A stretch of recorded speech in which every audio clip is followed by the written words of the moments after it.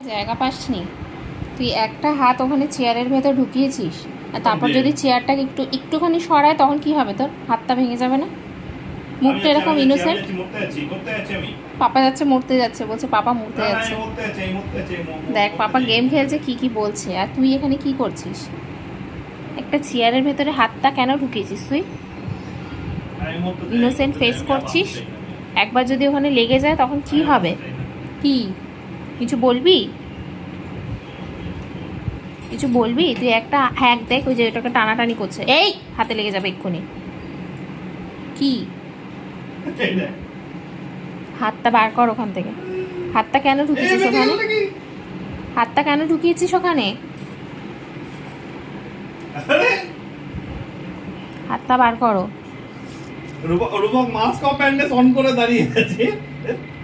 হাতটা এখানে রাখো। হাতে লেগে গেলে কি করবো তখন আমরা? বোকাদের মতো কাজকর্ম করতে থাকো তুমি।